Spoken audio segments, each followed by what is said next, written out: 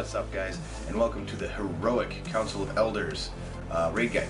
As always, we're going to be going over the differences between the normal mode and the heroic mode. This is for the heroic mode only. If you don't know some of the normal mode abilities, go watch the normal mode video. I will not be covering them in any sort of detail in this video. This is just to maintain the differences and to show you how our group maintained and killed this boss.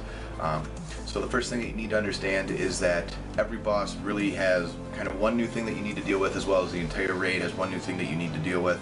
It's not a lot of extra things to figure out, but it is a little bit of, you know, just a twist here and a twist there that really make this fight very, very interesting, very, very fun.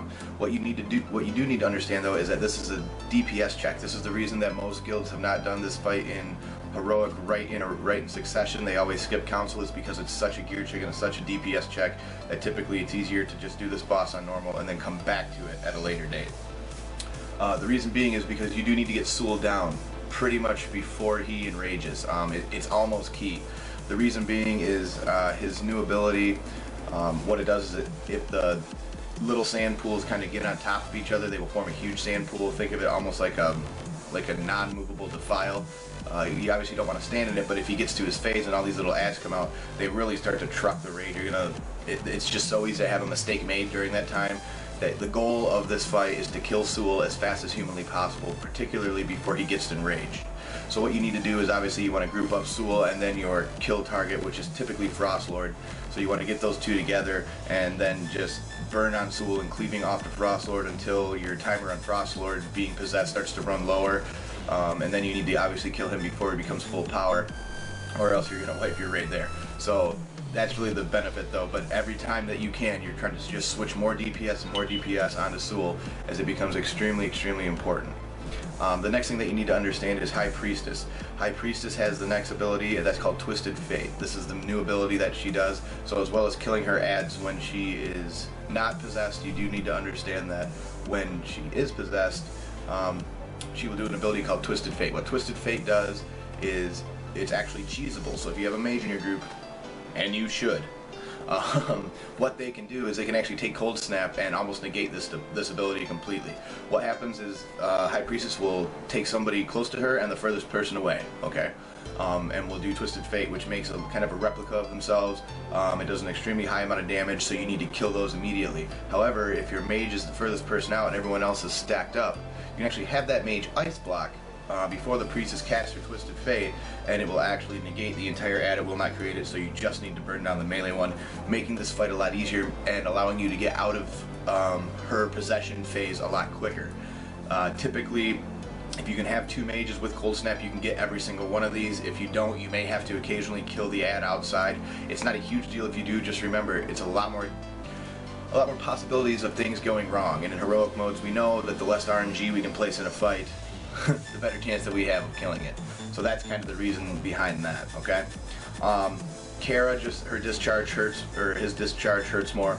So when he's stunned and, you know, sitting there and going crazy, make sure that your healers are aware that you're going to be taking a bunch of damage. You know, if you need to cycle cooldowns, you know, they can be smaller cooldowns, but you just want to keep them cycled because, again, you do need to burn this boss down in a certain amount of time, so you can't really just completely throttle off the DPS or you're not going to get them down in time, especially with everything else going on in this fight, so keep that in mind. The last ability that you have to worry about is Frostlord's body heat, so your biting cold stackers cannot be the same people throughout the entire fight because you will get a debuff that doesn't allow you to take it. That's pretty much it though, guys. Like, the rest of this fight is very, very straightforward. It's, you know, kill the possessed target while watching out for the normal mode abilities. Make sure that you're killing the High Priestess's ads every time that they spawn, the lowest spirits. Make sure that you're not standing in quicksand.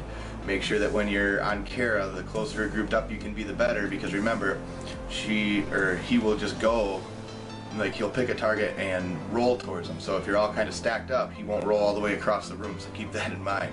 That's really going to be some of the biggest differences in this fight that you're going to notice, is there's little things that really make a huge difference throughout the fight in keeping your numbers high, keeping your DPS up there.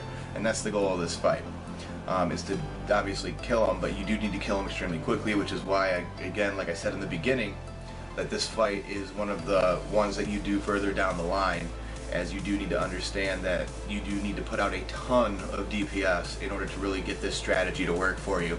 So that's why a lot of people have been doing it after fights like Jinra, Korodon, Jiku, and Iron Khan, then they'll typically come back. So, you know, you do want to get your gear a little high, make sure your DPS is where it needs to be. But if you can do those things, guys, you can kill this fight no problem.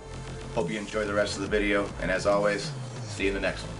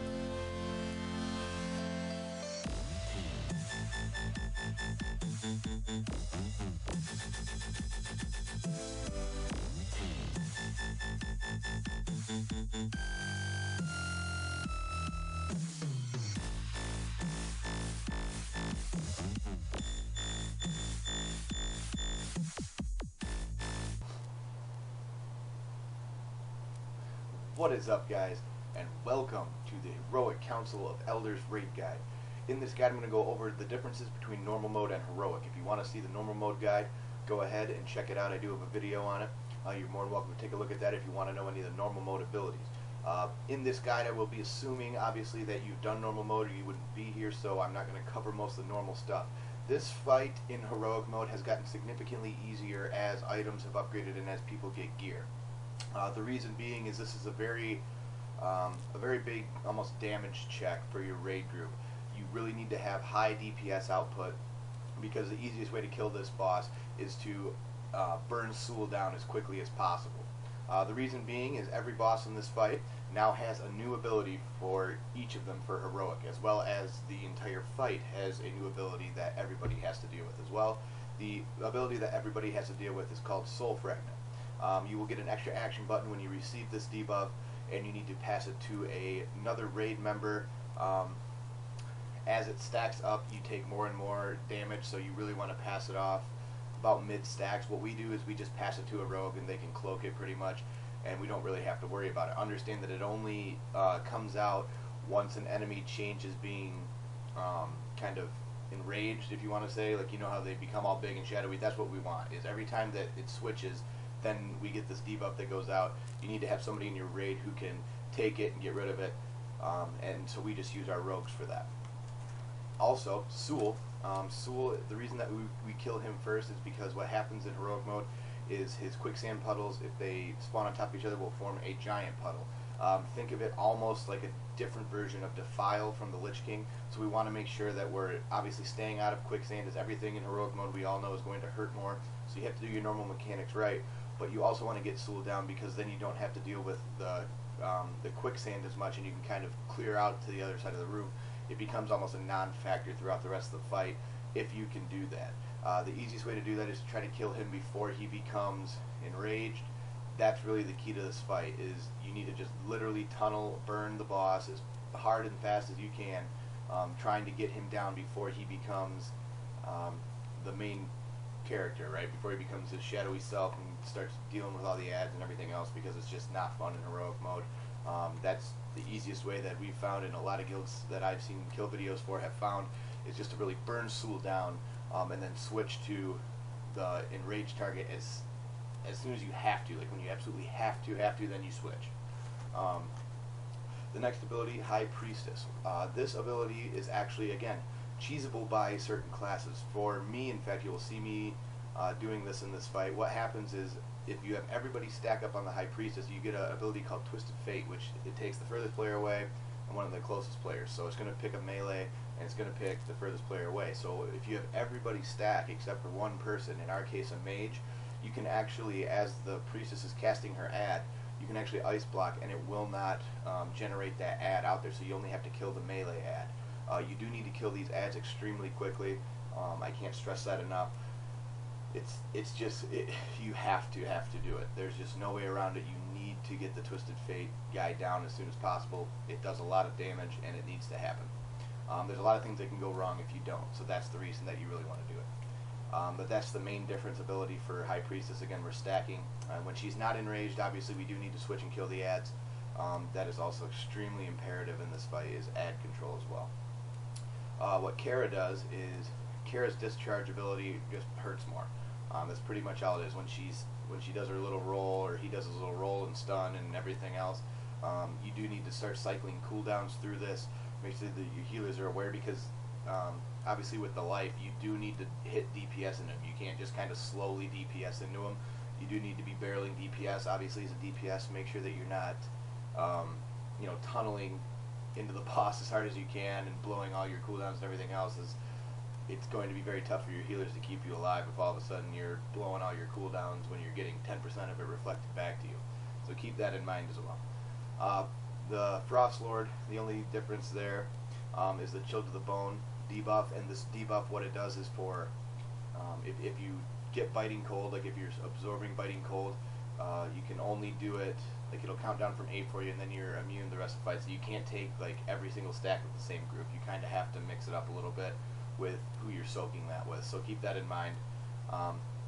That's really the easiest way to deal with that. But other than that, guys, it's, like I said, it's a very similar to normal mode fight.